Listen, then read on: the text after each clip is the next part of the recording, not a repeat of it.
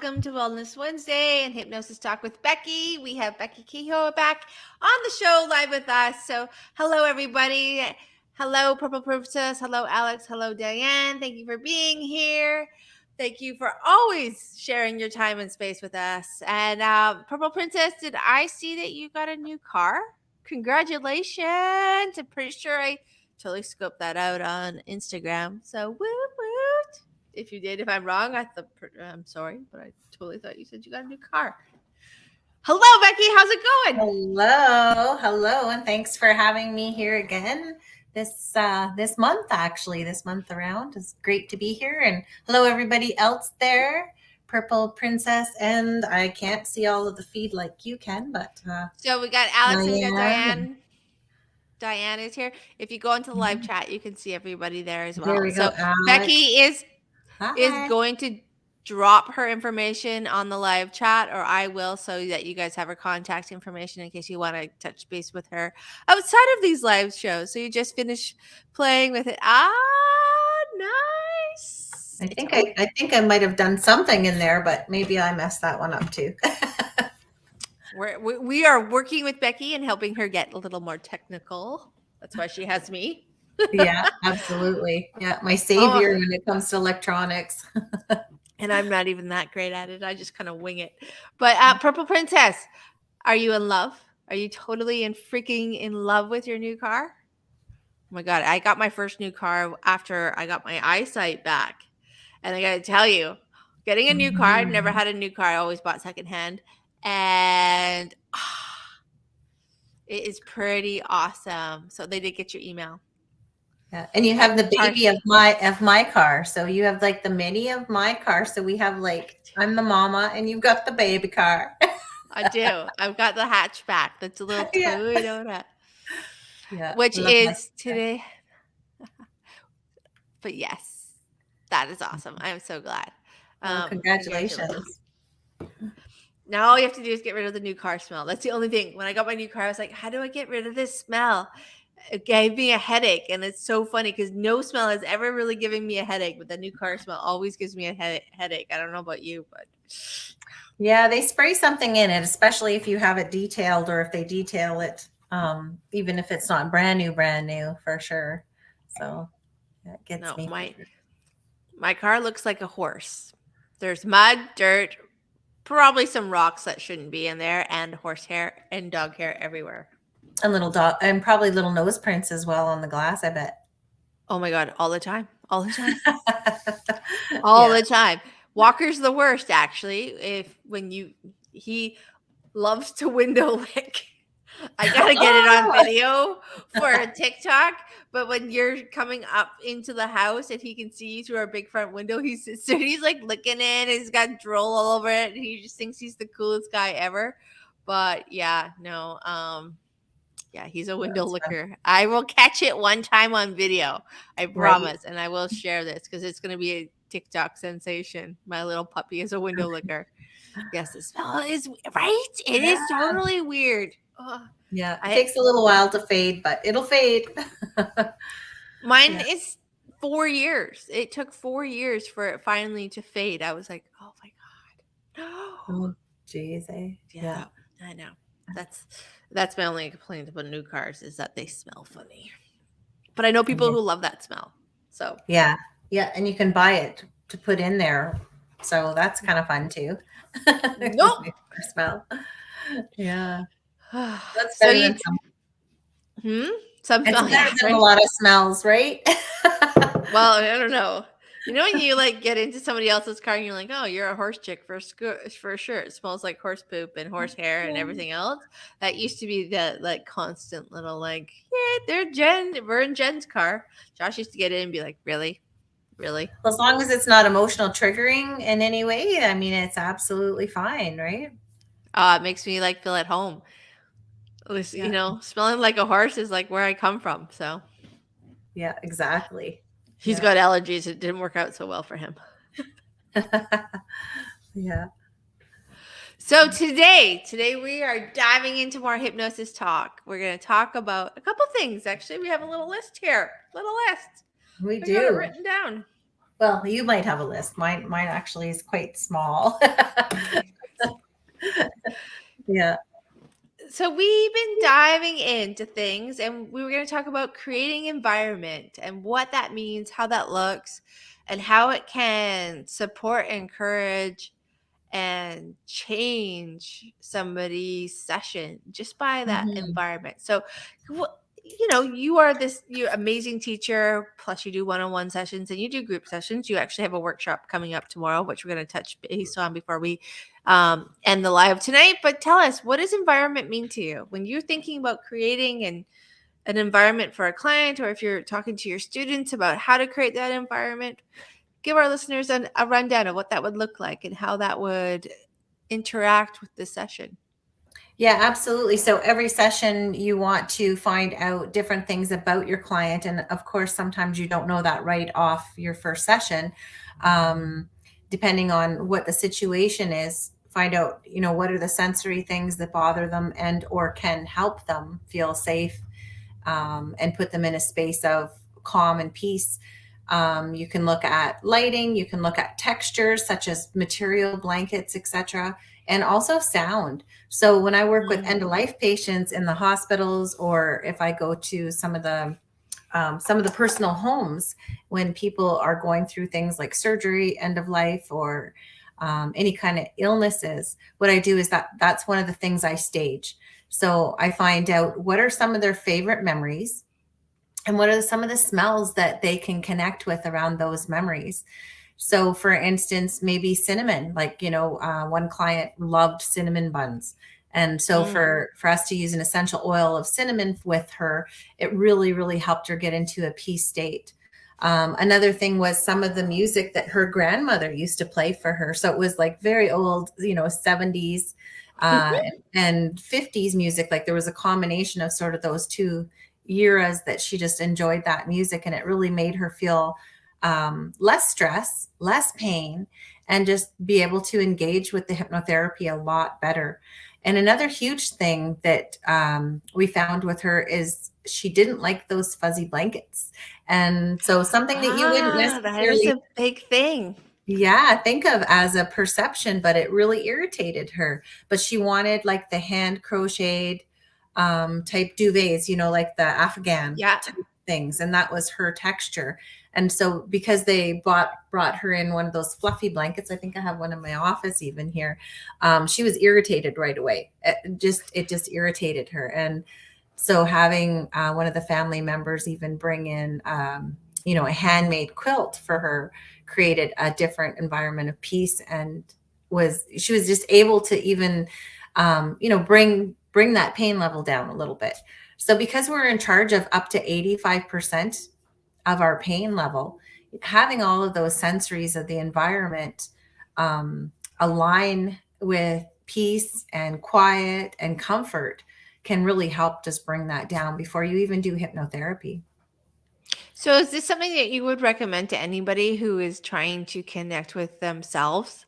Like, the importance of the creating that self environment, whether you're doing hypnotherapy or whether you're just had a day, like, I've Yeah, had a day today, and it's one of the things that normally calms me down is the smell of my horse. Now he's more of right. the source of the day. So Yeah, mine is that lavender smell. And I have lavender Epsom salts, which I'm going to be using to yeah. soak his foot to help bring me down. But, you know, do you believe that this could also, not just for hypnosis, but help people in their daily lives, just to help create that sanctuary for themselves to come down from their days?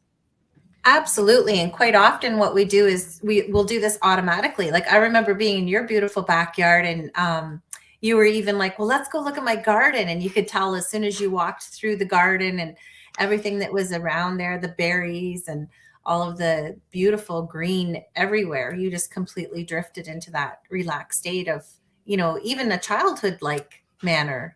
Um, Oh, yeah, for sure. yeah. So, I mean, in that case, you had like the smell of dirt, the greens, the plants, the berries, everything happening all around you. So even to use that as an example of how we change just from all of those sensories.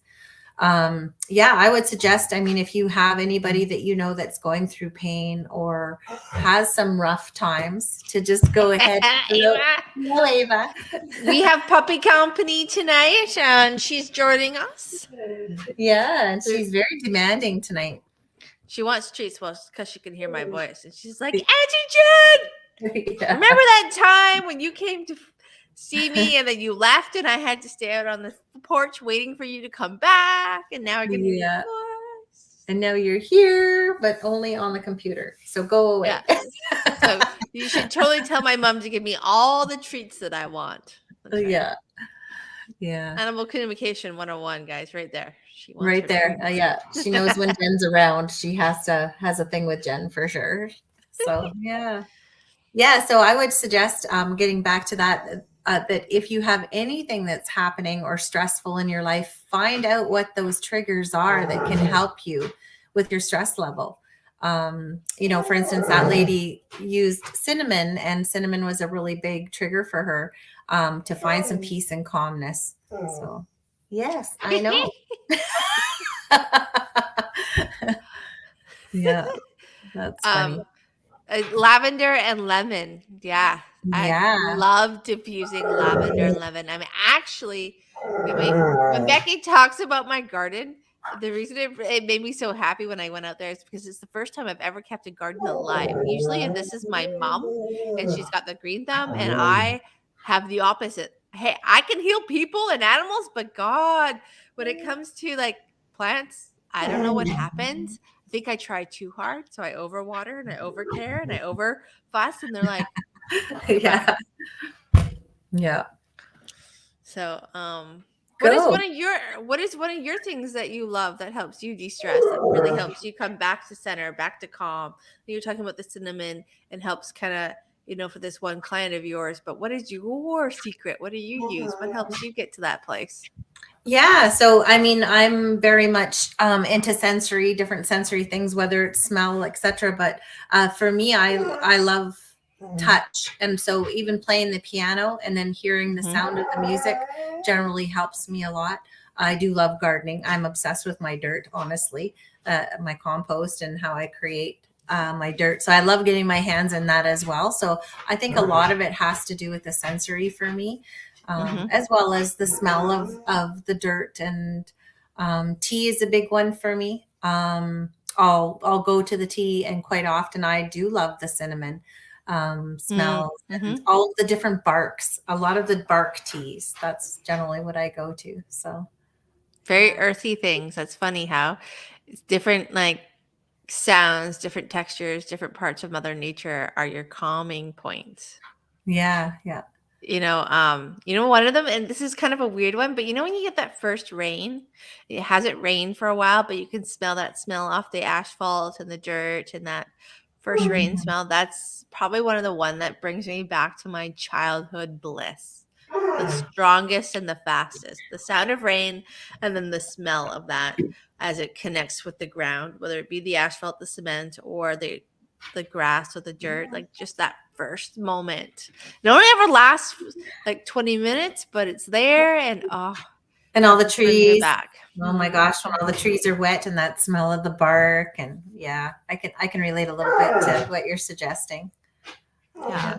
I have one dog actually who loves the smell of lavender. He comes in for energy sessions, and he is a completely different human being when I put a little bit of lavender on, I don't diffuse it because I don't want it to be too much, but on a little napkin, and I just set it by where his owner sits. And it's quite funny. I've tested my theory, and he's way more calm and open to that process of connection when he has his lavender, which is kind of neat.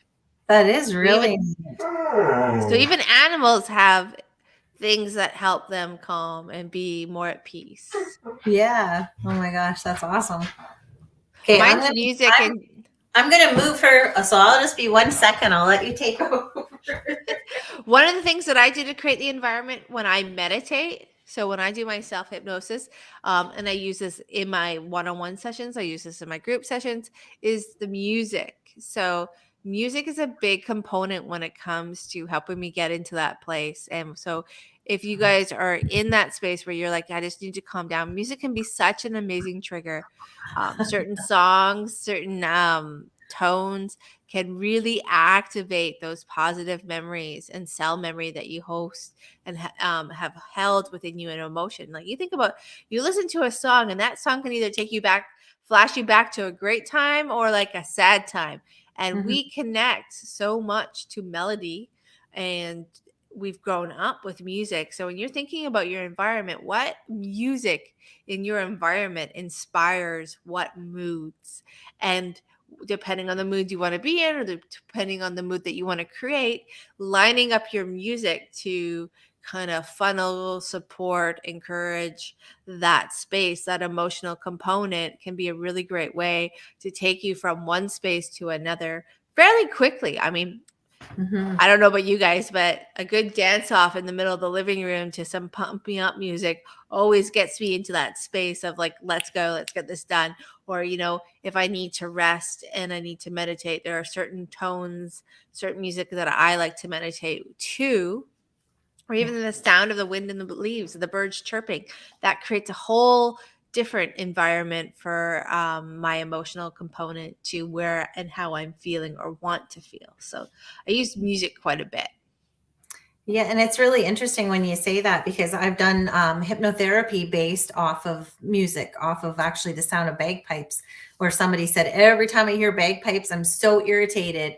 And it's in so many different songs. And so let's figure out what that is. And it was super interesting because that, in that particular case, they went back to 4 years old and it had to do with their grandparents in their life. So it was really, really a neat hypnotherapy session. Yeah. That is pretty cool. I've seen people go back to moments like I had one client who was afraid of flying, happened to have nothing to do with flying, had everything to do with the baby crying.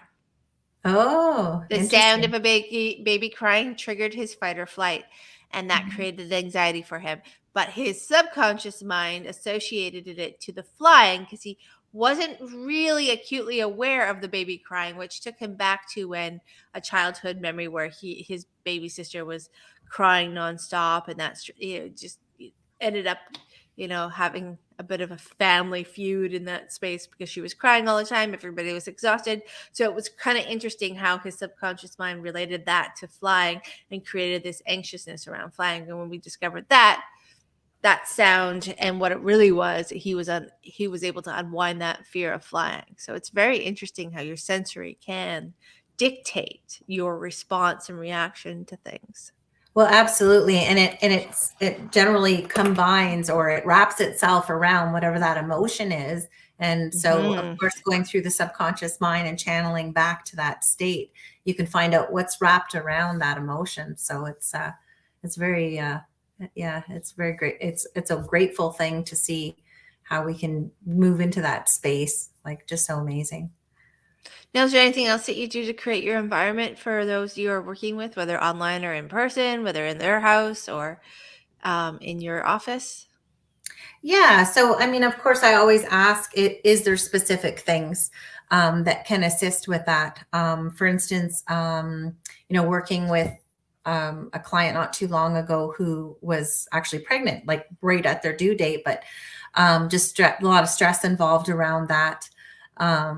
With, oh my gosh, I'm having a baby, etc. And so by changing all of the sensories around that, and going into a space of calm, she was able to release and actually almost had a baby in my chair in the office. Um, but working with the husband with the sensories in that case too really helped. And so what does she need from him? And so that was a big part of our communication was, how can he make her feel better? So, she picked specific songs that she wanted him to play on the phone. Um, Yeah, of of course, she had a specific cream that she wanted. So she, for the relaxation part, and so she yeah. had a particular cream that she loved herself, and so he was able to use that to help soothe her.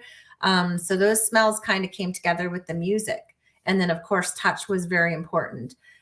So finding out what is really going to work for each individual is important because I mean, It could be smell, it could be sound, it could be physical touch, it could be a material.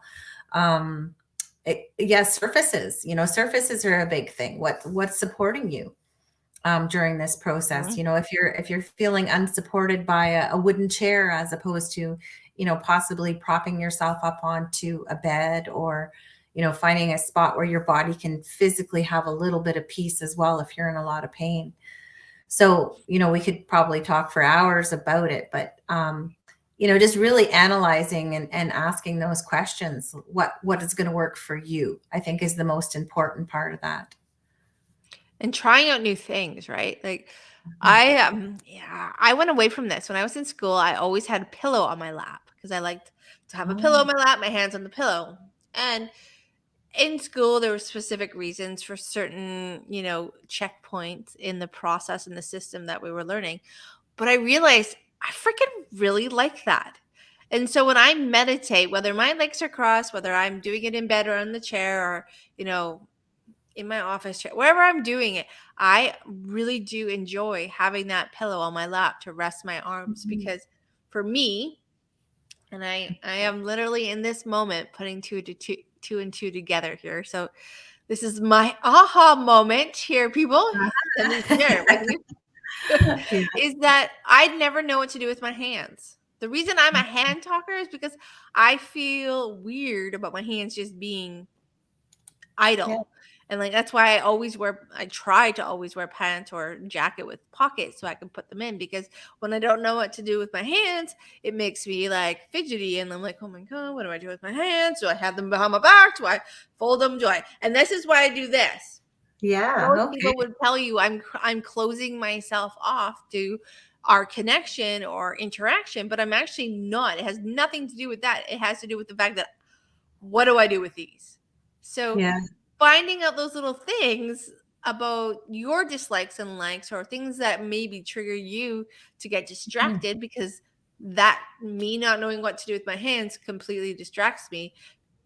And I know where it comes from. I can actually tell you where it comes from because I can see it in my head. Is Yeah. where I got in trouble for I got made fun of, not really trouble, but made fun of for being a hand talker. People used to make fun of me. So then I got really, Oh, unsure about what to do with my hands. And so I tried to prevent myself. And I'm talking like I'm back at 3-year-old Jen here as we're talking about this. And we're gonna have to go back and talk to her and be like, "Hello, little one, it's fine." But having that pillow there allows me not to think about that. It allows me to put that aside, because I have something for my hand, so I don't need to focus on that. So think about, I don't know about you, but I think about the distractions that we create for ourselves, and how to disable those distractions so that there's no reason for those distractions to show up when you're getting into a space of dipping down mhm. into your self hypnosis, or even your hypnotherapy session with your hypnotherapist, or your meditation Yeah. time. What do you think? What's Yeah. your thing? Is there something like for you that is very particular that helps you either get in your space, or takes you on a different place, into a different place where you get distracted if you don't Uh, overcome or calm yeah. yourself? Well, and I've worked with hypnosis with it. And actually, what I do is I always have a paper clip handy. And so I've used this as my anchor, because Mhm, much like you, often my hands need to have some sort of an anchor, really. And so this gives me support, and I mhm. can literally play. I always have paper clips that are ruined because this is what I do. And this is what I've put my anchor in for concentration. So if I find like I can't focus and bring myself back into my space, I literally will play with a paper clip because it's my anchor. That's perfect. I love that. So yeah, so next time we do hypnosis, we'll change that for you, and we'll put a paper clip in for you, since you always Well, have them I in your actually have a office. little crystal that I Yeah, keep in. I don't have it here with me right now. It's in my room, but I have a crystal that when I'm doing sessions, I have it there just in case. Because I hand talk while we're doing sessions. If your yeah, eyes were open, you would see me hand talking to you. Like, I'm very expressive. Well, those of you who've been in part of my classes and see me live doing meditations, I am a hand talker. So, but when I get to that point where I'm like, you know what? No hand talking today. I have a little crystal that I use. But I kind of like being a hand talker. I don't know about you guys, but Yeah, well, there's nothing wrong with it for sure. As long as it keeps you're still focused, and maybe that's your way in which you focus. But I catch speaking with myself your off hands, guard when I hit my desk. I'm like, "Whoa!" I'm like, "What was that?" That like usually snaps me out of it, and that's when I start getting really like that. And I notice I hit the desk because I'm talking and I'm intense. That's when yeah. I grab my crystal. Well, it's just an extension, right? Extension of your energy, and yeah, there's absolutely nothing wrong with it. But I like the paperclip idea. I didn't even think about that. How many you Yeah. guys got paper clips everywhere you could use? Well, yeah, and I always have a pile of them sort of on my desk that when when I'm creating something, whether it's writing or whatever, if I need to kind of bring myself back into that sort of conscious state and just refocus, I guess is probably the best word, then I'll just play with my paper clip and that anchor brings it back in because I've used it so long as that focus. So, And the yeah. best part is you use it in your conscious space as well as your subconscious space. So that's the thing, Hmm. guys.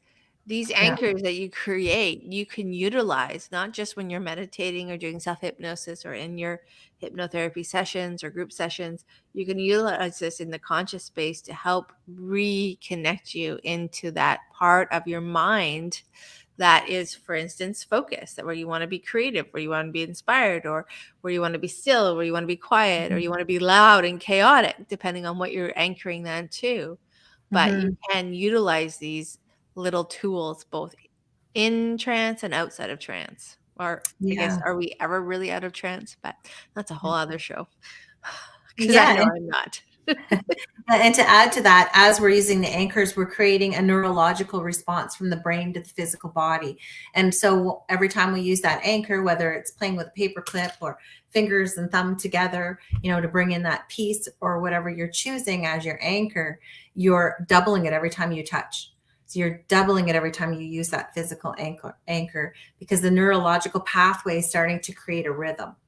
And so quite often, when clients leave my office, I say, make sure you use it like 100 times tomorrow and just keep using your anchor over and over, whatever that looks like, so that you can just keep that neurological pathway, keep it moving forward and keep that change just constantly happening.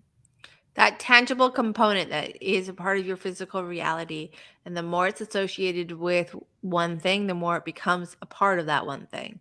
And Hmm. that's like, you guys, when we do the home base meditation, for those of you who come to meditation Mondays, that home base, that tangible spot, whether it's in your chest or your diaphragm, but when you begin to feel it, now every time you check into that home base, you are anchoring in that feeling that you get every time you return to it, whether you're consciously going into trance or you're just out and about throughout your day. Every time you think of that spot, it's just that tangible component can be so powerful, right? Hmm. Hmm. And Yeah. finding something easy, that's the Yeah. other thing, something easy that you can do in public that nobody's really going to truly notice. Yeah. Unless you're like me and then you just like to be dramatic. So it Well, doesn't matter what I'm just kidding. mine's here, so every time I do this, people will see it, and when I do this, it anchors me back to center. So that's my little like anchor when it comes to my own home base. It's the I think we did that in class, and I just kind of do that when I need a moment to.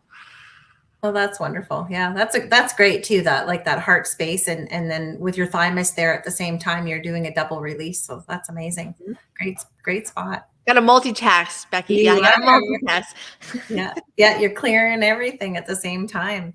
Yeah. So talking about the sensory, now that we're kind of on a roll with that, another thing that I teach with end of life and or anybody who has, trauma or situations in which they need to move forward through, I always use the 1, 2, 3 method. And so it's a method that I've come up with where it teaches you 3 different things and you take a moment and you visualize what those are in order to make you feel safe and make you feel as though the situation is happening to you can become positive.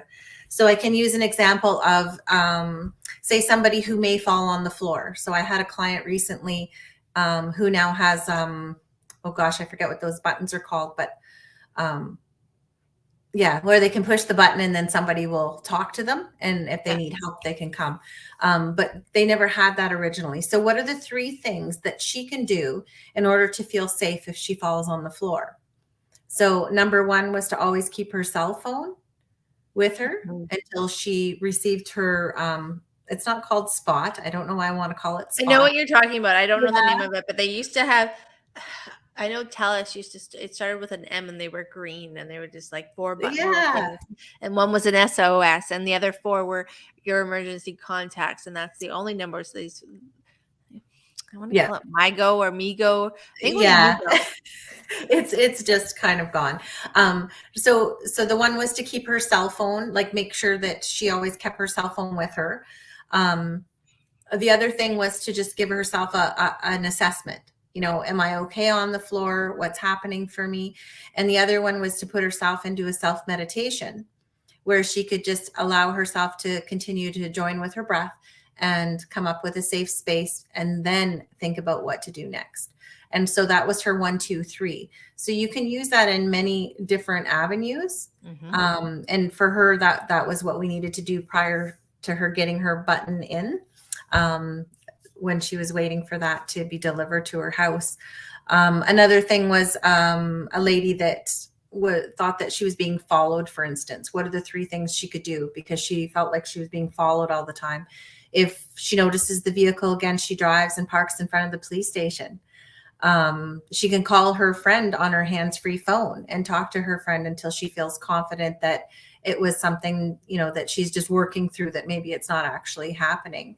And then come up with a third, whatever that looks like. Maybe go to a mall or a very crowded area. And so you can use that in many different avenues. Even as a visual sense, you know, I'll say, okay, so here's 3 things. You're going back to work today. You've been off for a year. What are the 3 things that you can do if somebody says, hey, how are you doing? If you've just been through a trauma, you can say, you know, I'm doing okay. Thanks for asking. Or do you really want to know? You know, depending on how you want to address it. So you could do it in a Yeah. joking manner. Do you really want to know how I'm doing? You know, or you could just say, sorry, I'm not able to respond now. So there's 3 different response, 3 different ways in which you can visually think, okay, this is how I can talk about it. This is how I can react, or this is how I can cope. And so coming up with those 3 different ways in which you can address something, as soon as you have those, you already have sort of went through it in an emotional sense. And so when the actual event does happen, you're repeating what you've already done. And so it gives you that sense of security and a little bit more of a guidance to what do I do next. Why is creating that sense of security and that guidance important? Quite often when you're working through releasing a lot of trauma, what we want to do is we want to help the person and support the person so that they're not going through more emotional issues at the time. So they can concentrating on healing at this stage instead of adding to it. So Yeah. if we can come up with different ways to create safety for them, whatever that looks like, it'll allow them to heal what we're already working on. Perfect. I think creating safety and feeling safe. I don't know about you, but probably 80% of the people that I work with and have the honor of and pleasure of working with, that is a big component when it comes to their self-growth, evolution, and transformation, is once they begin to feel safe and within themselves, Mhm. the fears and the trauma and the past, whether it's past, present, or future lives or generational, ancestral, seem to be a lot easier to move through once they have created their zone of safety and they're actually connected to the part of them that feels safe and knows that they're safe. So the one, Mhm. two, three process and system can do, like, I find can really do that on a daily basis, where again you're Mhm. anchoring in that you have steps, that you Mhm. are not, I don't know how to put this right, it's just like Flying off the seat you're of not, your pants. yeah, you know, you're not it helps reduce the fight or flight where you get Mhm. reactive instead of responsive. So, like for mine, I count to 10. That's my first thing. And I learned that riding horses. Every time I got, biffed off the back of my horse, which was a lot, people, you got to fall at least 100 times to be a good rider. They always told me so. I fell more than 100 times. I'm not going to lie. But my counting to 10 allowed me to determine my reaction to the fall. And then I would assess, and then I would choose how I was going to proceed, whether I was going to stay still, whether I was going to attempt to get up. But that was my process. So I was never caught off guard in that sense where, you just get stuck in the moment. That wind being knocked out of your sails kind of thing where it takes over. So that was my 1, 2, 3. And I've done that since I was probably 6 years old. Yeah, that's great. Yeah, and I mean, it gives you a chance to kind of stop, see what's happening. Exactly the same scenario. Like and you can use that process, whatever that looks like. You can name it whatever. You can find whatever works perfectly for you in that. And each person is so different. Like a client has just recently decided to speak to her mother for the first time after 10 years. And she said, how am I going to start that conversation? And I said, well, what's 3 different dialogues that you can have? And what's 3 different outcomes? And so even using it in that respect. So she came up with 3 different ways that her mother would respond, 3 different ways she could respond to her mother. And, and then how to start the conversation,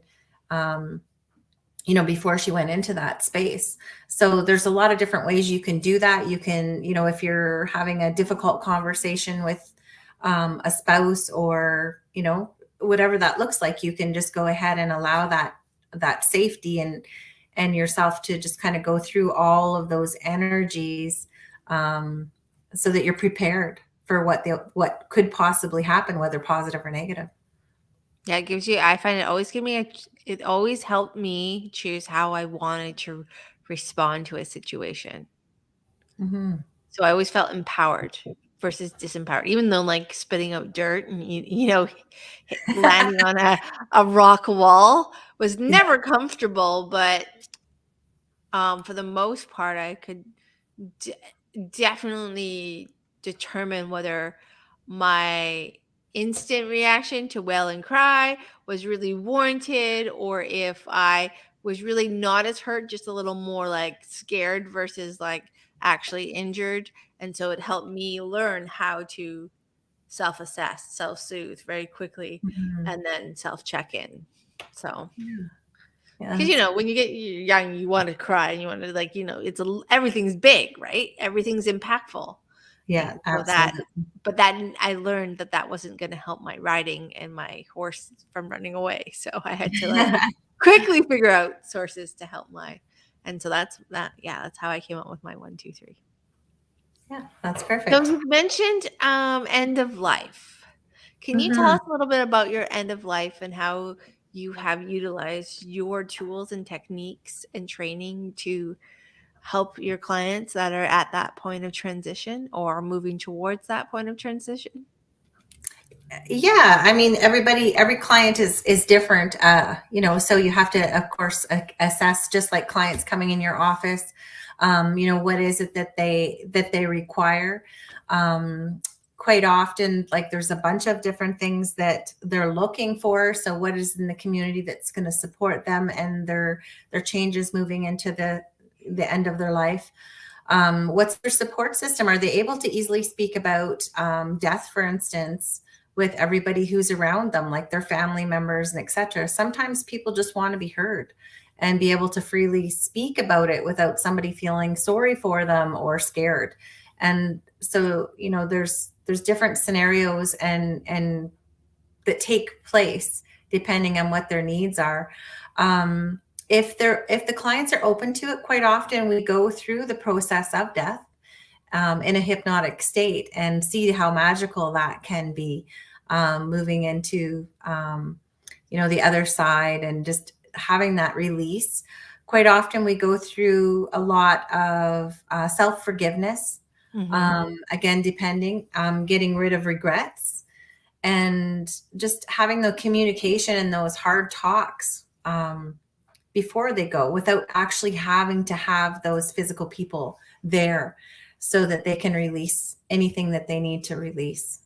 So there's a lot of different ways that we can process that depending on what their needs are.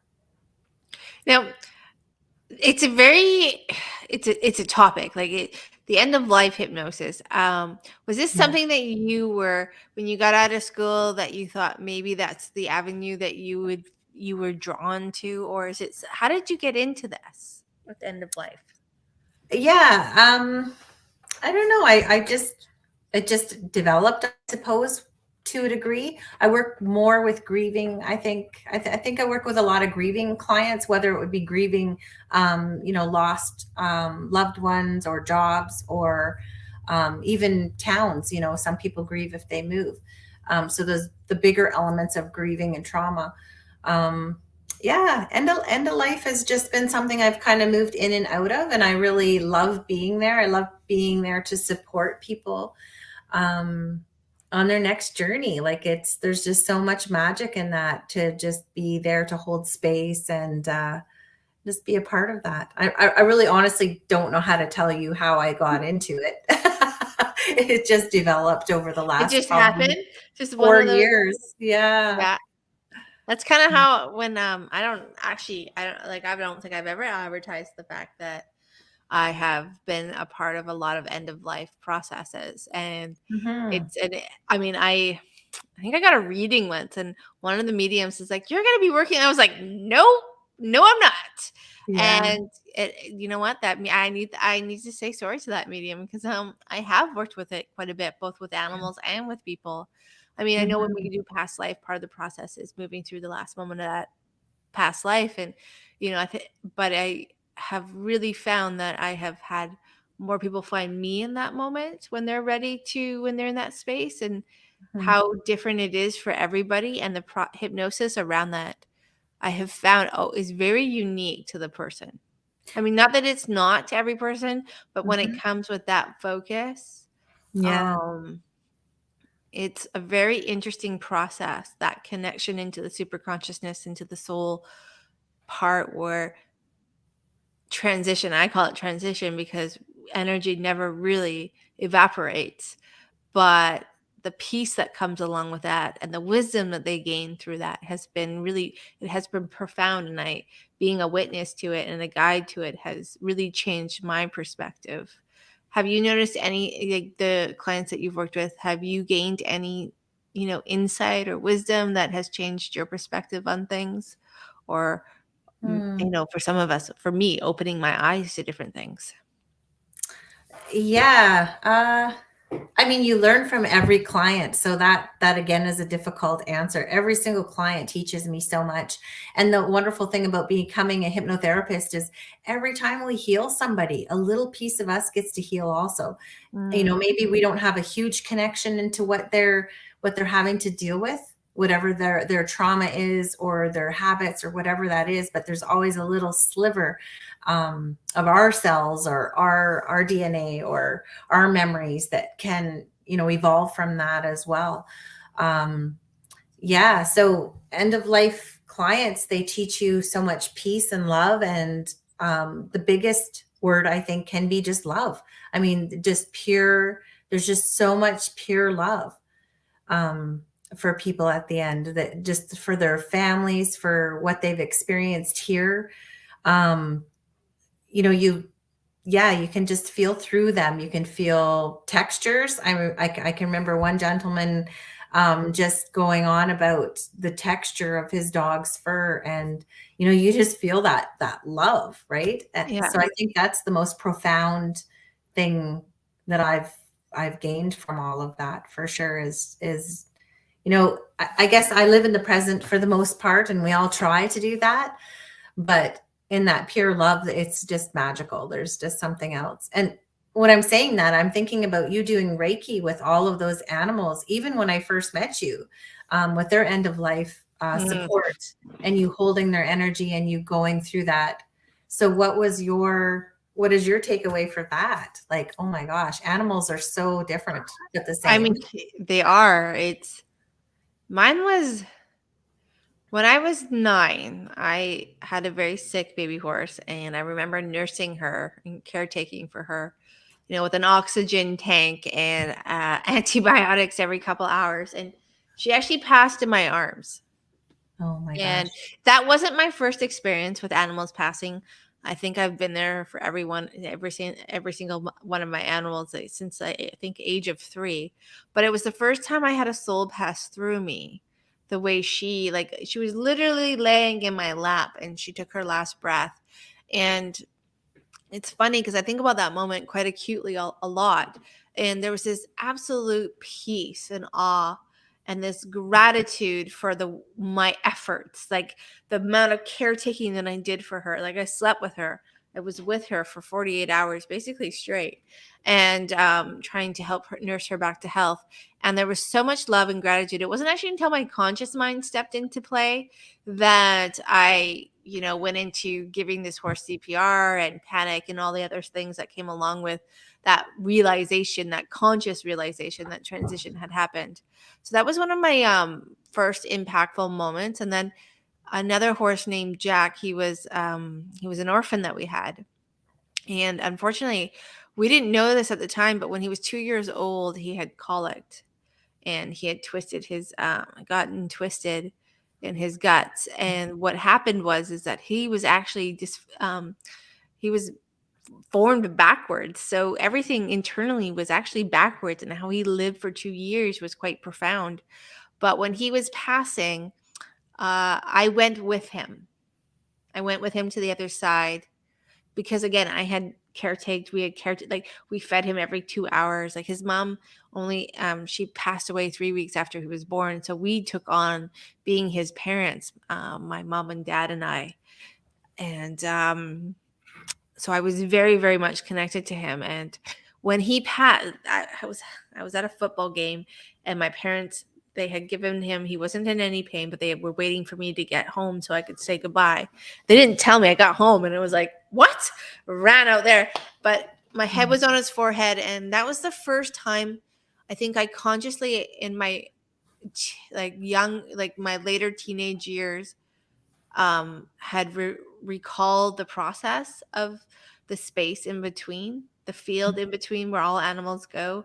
And he took me through that field and revitalized my memory of it from when I was little.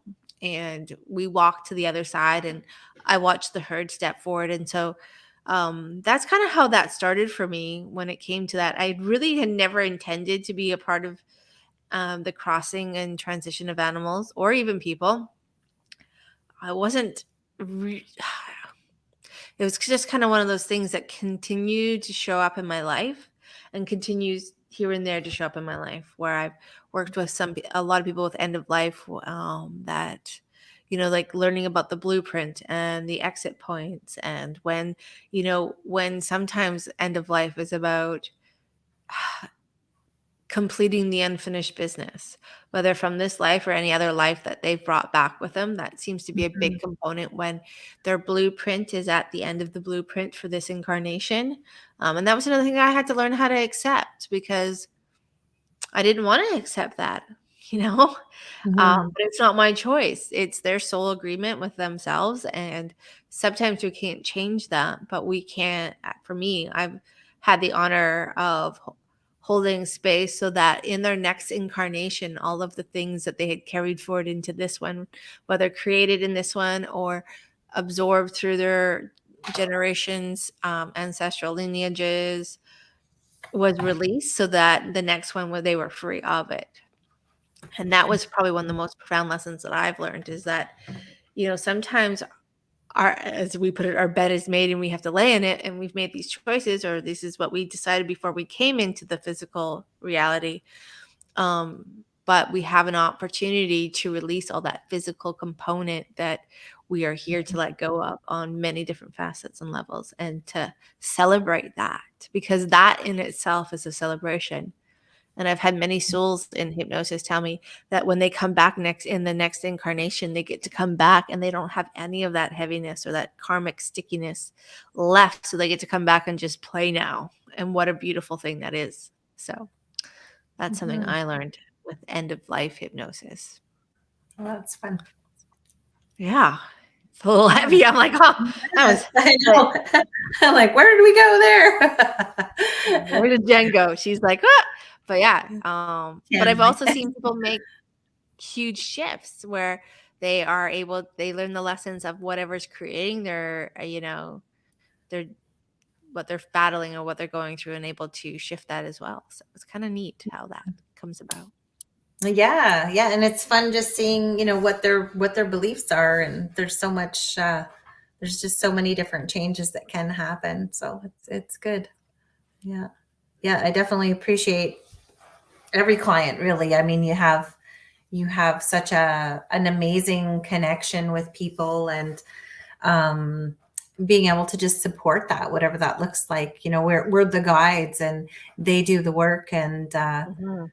yeah, there's just something so magical about being able to guide that and be there and hold that space. So very, And very when you're in happy that every space, day. you always know you have the answers. The answers are there, Yeah, yeah, yeah. Magic and in the magic within. right? Yeah. So, is there anything else about end of life hypnosis that you want to share with everybody that you've experienced, or something that has caught your breath or has taught you about Um, hmm. living? Yeah, about living. Gosh, I don't know. I think yeah.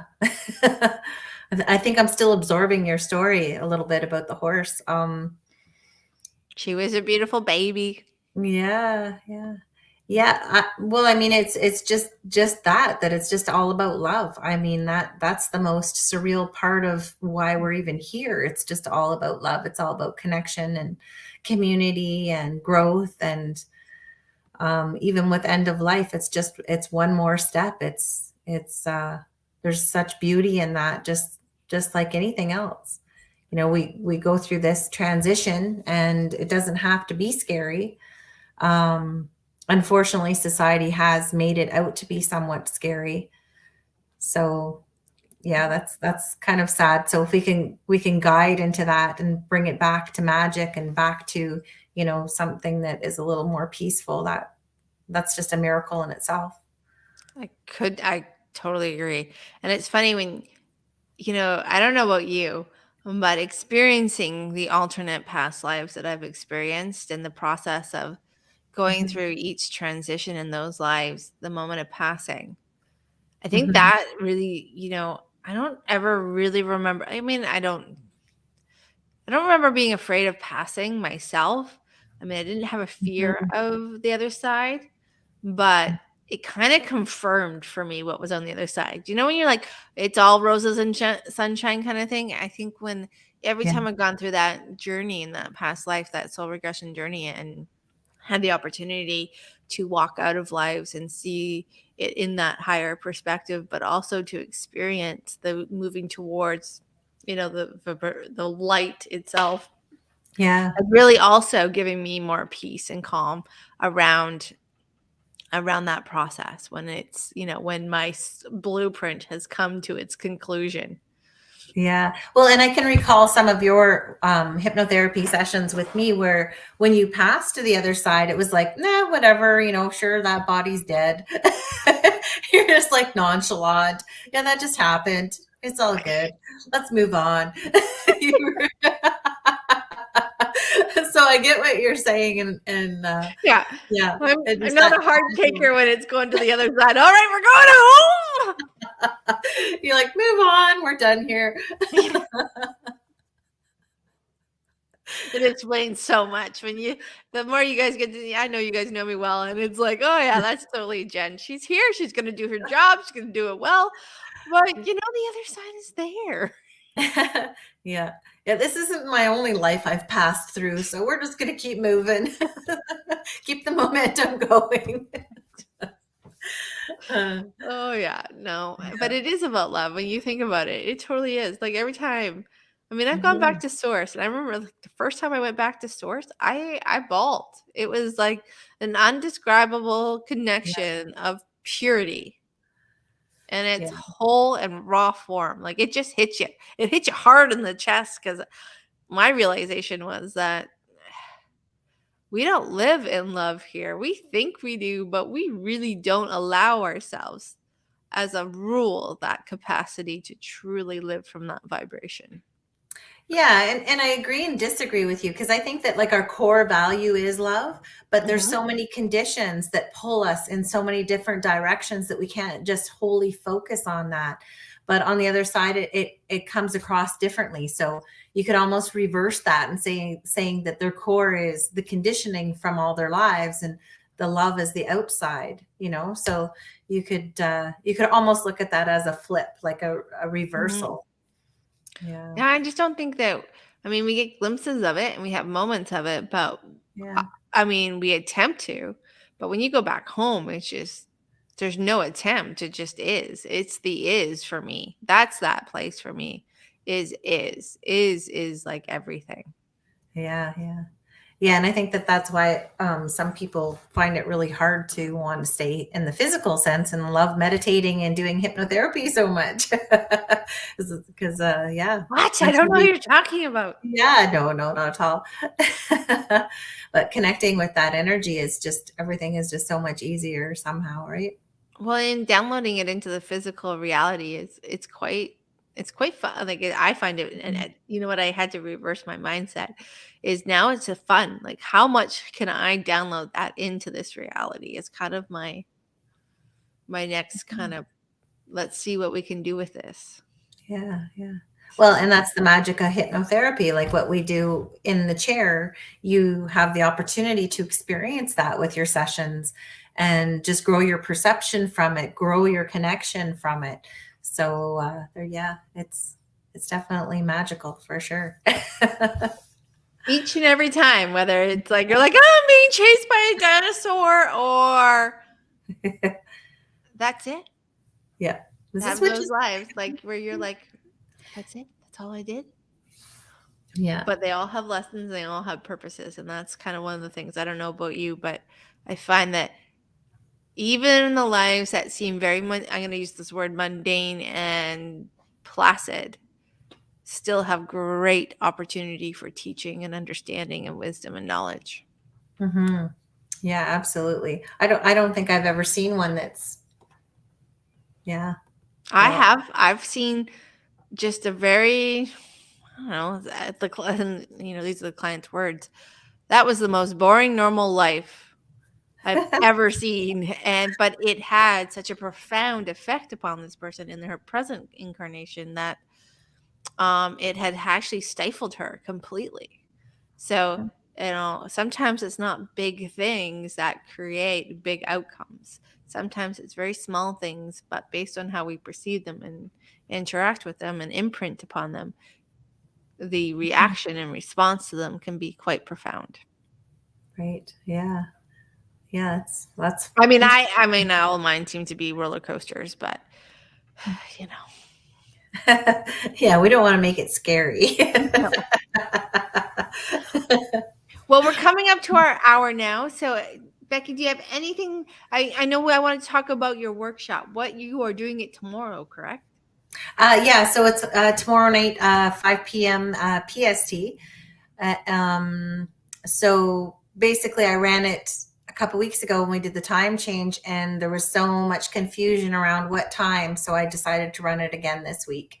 So I think I can't remember if it was 5 people that signed on before and after because they had their time mixed up.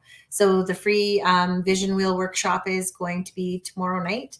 Yeah, and if anybody's interested, just shoot me off an email. So at havenridgeschool@gmail.com, and I'll get that link off to you and the workbook. Perfect. And how long is the workshop? Is it It's an an hour, hour 2 hours? long. Hour? Yeah. Okay, perfect. So, you Yeah. guys, if you want to check out the workshop tomorrow night at 5 o'clock Pacific Standard Time, just use Becky's email that we got in the comments, in the live comments here, and then that way she can sign you up and send you the workbook. So, anything else that you want to leave everybody with tonight? Just have fun, enjoy the spring, and yeah, that's it. Just have a blast, everybody. Perfect.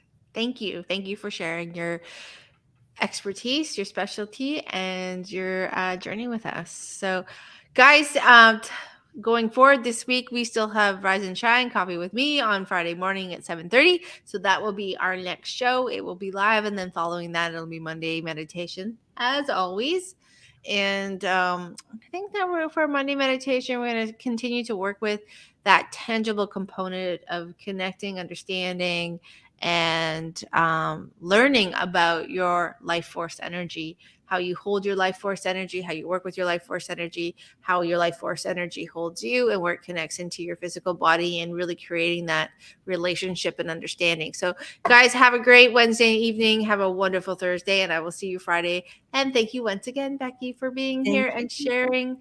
And we will see you soon. Cheers, guys. Cheers. Bye.